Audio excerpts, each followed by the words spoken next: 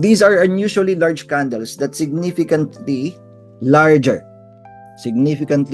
than the average candle on the chart. Okay, so dito muna tayo. So ito yan, ito yung I'm referring to the white candles, ano, itong recent na nangyari.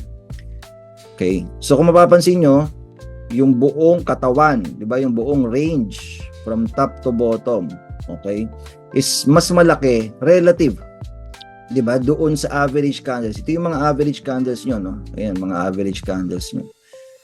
Okay, so basically ito yung mga masasarap. Bakit ko pinakita to, no? Kasi ito yung mga masasarap i-trade.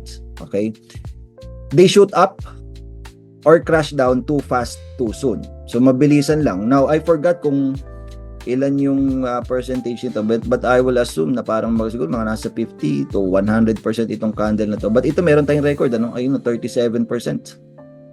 Itong latest candle.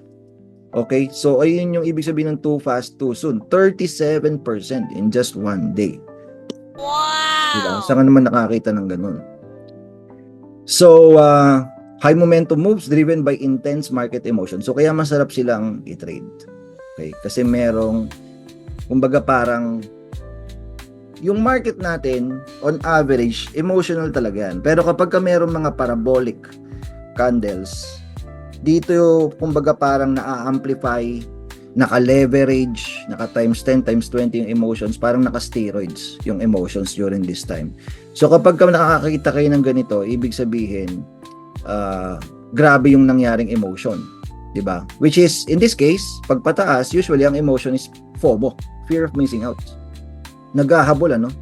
Naghahabol, nagba-buy up, buy up, market orders yung mga tao. Okay?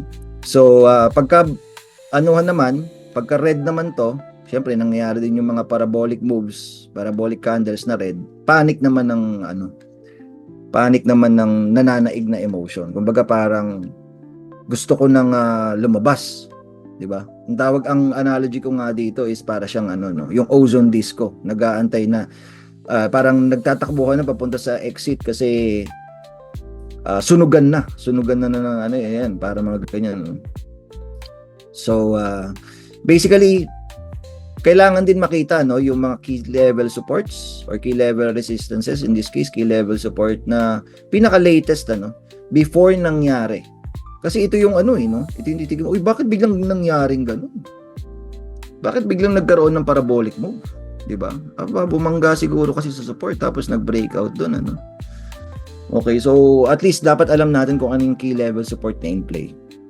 Nagets ba yan? Please type PC for parabolic candles.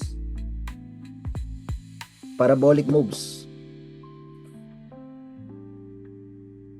So, parang ganito yung yung kinakailangan na learning curve daw sa trading. Kailangan matutunan mo yung trading too fast, too soon. Mabilisan lang. Kumbaga, parang isipin nyo, in just 3 months to siguro. Per candle, 1 month per candle. Para hindi ka masyadong prone sa losses. Kasi kung aabutin ka ng siyam-siyam and nagtitrade ka habang nag-aaral, paunti-unti uubusin ng market yung account mo. Okay, so that's why parang din to, present illustration din ng learning curve sa trading.